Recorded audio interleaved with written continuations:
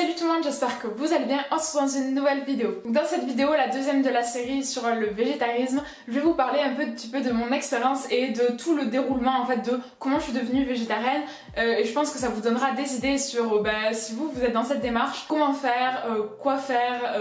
quels sont mes conseils et mes astuces, parce que je pense que c'est chemin pas périlleux mais disons assez long et bien entendu on fait tous des erreurs et dans cette vidéo j'espère en tout cas vous aider un petit peu sur ce chemin pour vous éviter certaines erreurs qui pourraient vous faire perdre du temps, de l'argent et voire même la santé. Non quand même pas, faut pas déconner. Pour commencer je vais vous expliquer un petit peu avant d'être végétarienne comment j'étais, mon rapport avec l'alimentation et surtout la viande. Donc faut savoir que j'ai toujours énormément aimé manger mais depuis toute petite. Je pense que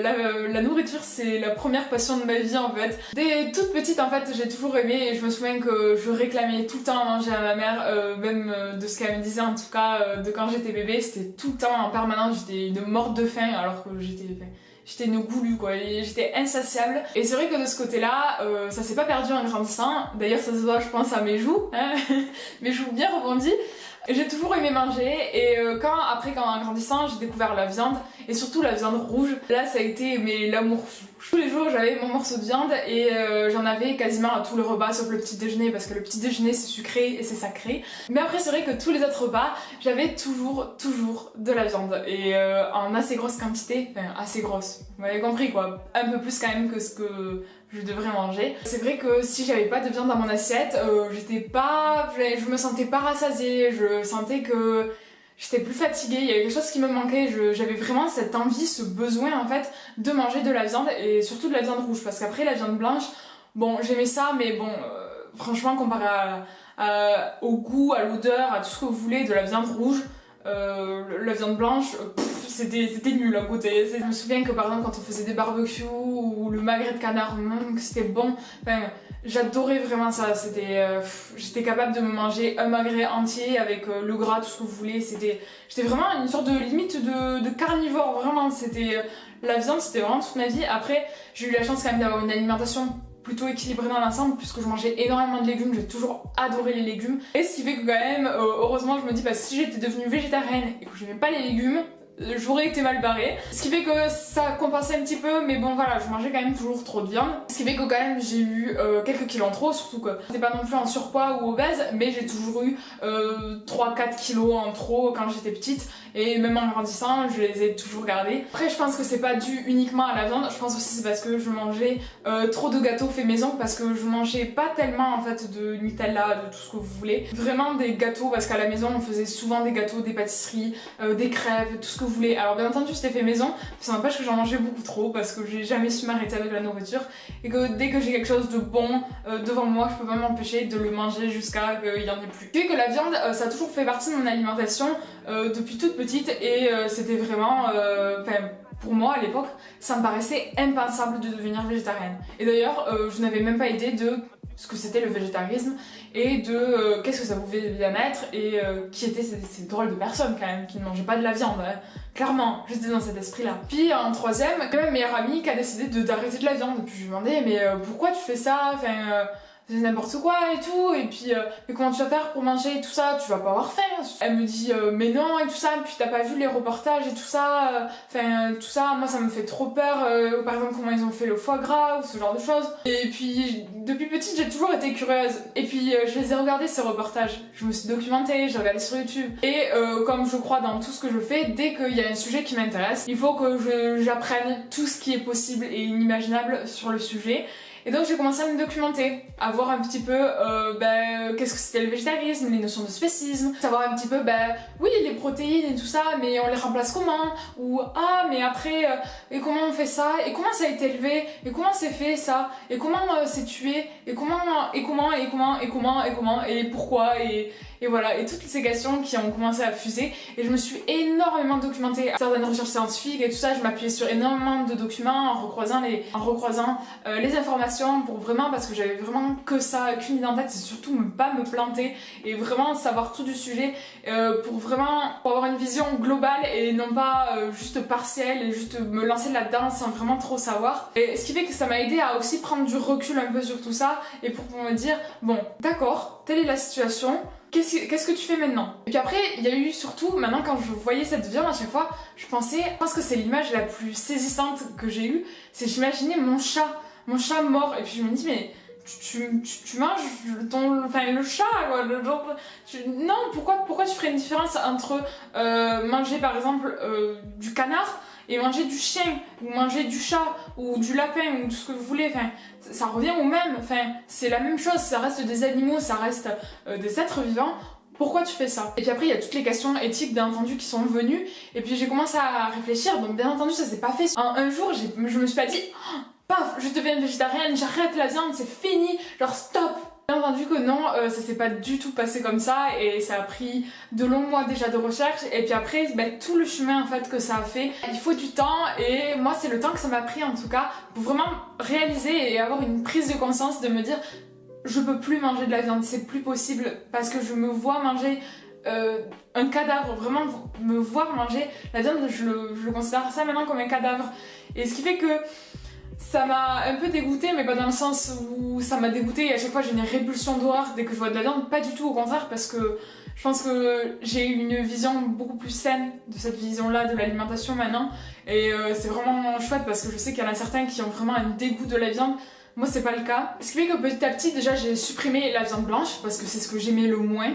J'ai essayé déjà de limiter, donc le soir ne plus en manger. Après j'ai essayé de à la maison même les week-ends de ne plus en manger. J'ai essayé de supprimer ça à la cantine parce que même si à la cantine on mangeait pas grand chose, je me suis dit au pire tu te rattraperas le soir à la maison en mangeant un peu mieux et en mangeant ce que t'avais loupé le midi. Parce qu'à la cantine voilà il y avait pas trop de choix et tout ça, mais bon maintenant au lycée ça va beaucoup mieux, mais c'est vrai qu'au collège c'était un peu plus compliqué. Ça a mis quasiment un an juste pour bien réduire mon alimentation et pour passer à quasiment la viande deux fois par semaine à peu près. Et puis après venait le moment fatidique où à chaque fois je craquais et parce que oui, c'est normal de craquer parce que c'est une démarche qui prend du temps et on ne peut pas passer d'un extrême de quelqu'un qui adore la viande et quelqu'un qui n'en mange plus du tout, et parce qu'on a toujours cette envie quand on voit de la viande, ou c'est un peu comme quand on voit du chocolat, du sucre ou tout ce que vous voulez, c'est la même démarche, quand on le voit on peut pas s'empêcher de craquer et c'est à la longue avec le temps où on va petit à petit se détacher de cette envie, où notre cerveau va arrêter de nous le réclamer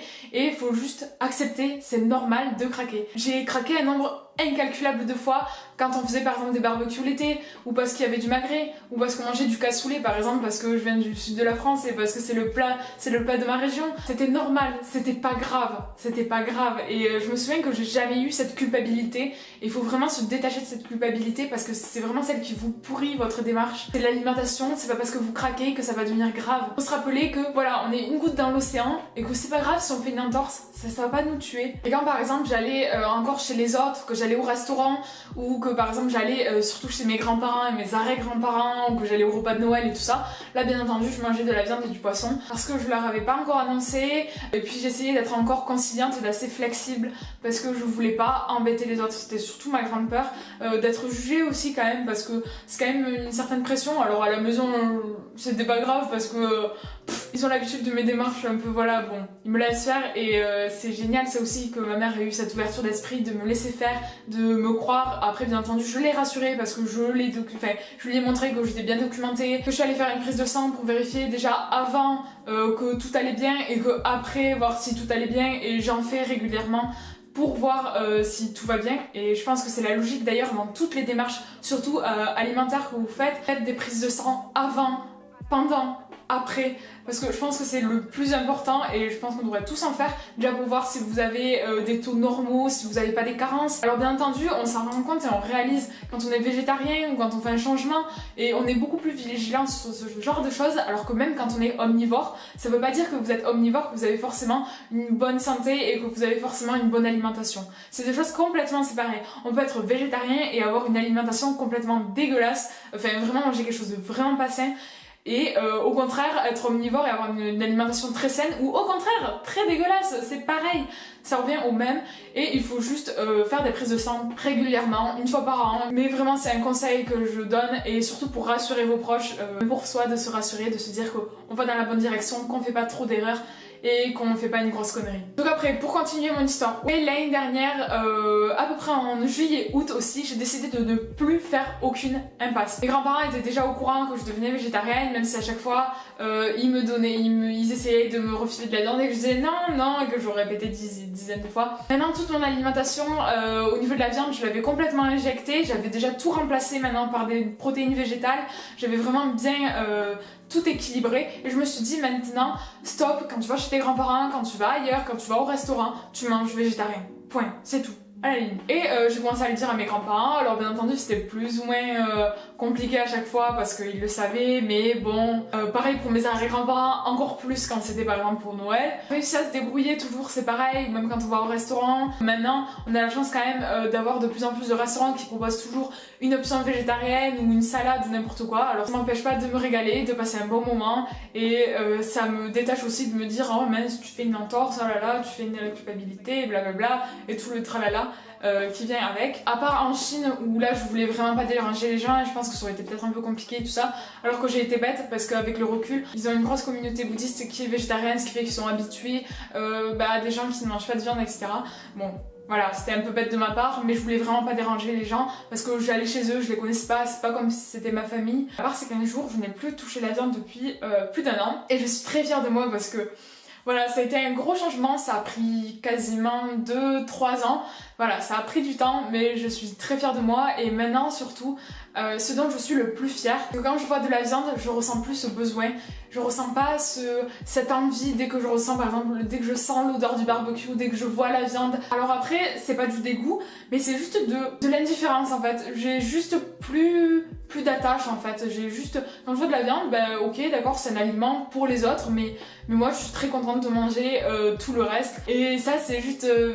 génial parce que quand on se dit que de base avant j'avais vraiment cet amour pour la viande et que je suis passée juste à de l'indifférence, à quel point on voit que c'est juste des habitudes qu'on a depuis l'enfance ou même depuis l'adolescence à manger certaines choses. Alors qu'en fait, on n'en a pas besoin, on peut le remplacer par autre chose et que c'est juste des habitudes, notre cerveau qui nous demande en permanence de manger ou de faire certaines choses. Je me suis dit, cette sensation de fierté en fait, de me dire, t'as voulu faire quelque chose, ça a pris du temps, mais c'est arrivé. T'as eu la motivation, t'as eu le cran nécessaire pour braver un peu toutes les remarques qu'on peut faire, tous les mauvais choix qu'on aurait pu faire en ayant des carences, en bousillant notre santé ou tout n'importe quoi en fait. Et j'étais tellement fière de moi et je le suis encore à l'heure actuelle. Alors après je me prends pas pour une surhumaine ou quoi que ce soit, mais moi dans ma démarche personnelle de développement personnel, tellement fière d'avoir atteint cette partie et cette récompense en quelque sorte, cette satisfaction de soi-même d'avoir fait quelque chose. Alors ça peut être pour tout et n'importe quoi, là je parle de végétarisme mais aussi pour le reste. Je pense avoir fait le tour de mon parcours. Alors bien entendu je n'ai pas expliqué de par quoi j'avais remplacé, etc. Juste fait un peu mon parcours, mes expériences, mes erreurs, etc. De un petit peu comment j'ai fait pour passer d'amoureuse de la viande à végétarienne. Dans la prochaine vidéo je pense que finalement je vais pas faire la FAQ ce sera pour un peu plus tard. Je vais faire une troisième vidéo sur plus basée sur l'alimentation, par quoi j'ai changé la viande, par quoi j'ai remplacé la viande, par quoi j'ai remplacé en fait toutes mes menus, parce qu'en fait il faut pas juste penser à oui il faut remplacer les protéines tout ça, j'ai vraiment repensé en fait toute mon alimentation et plus vraiment en fait juste il faut juste remplacer la viande par des protéines végétales, enfin c'est un autre mode de pensée. Après je vous parlerai le regard des proches parce que je pense que c'est quand même quelque chose dont on se pose beaucoup la question et ça ce sera réservé pour la FAQ. Donc comme pour la dernière vidéo, n'hésitez pas à me poser vos questions, à me dire vous quel a été votre parcours pour devenir végétarien, ou si au contraire vous êtes en cours de vous êtes en train de faire ce parcours, ou si au contraire vous n'avez pas du tout recommencé et que vous êtes juste tombé sur cette vidéo par hasard. N'hésitez pas à tout me dire en commentaire, n'hésitez pas non plus à liker, à partager et à vous abonner si vous voulez voir la suite de mes vidéos. Et moi je vous dis à une prochaine, bye bye.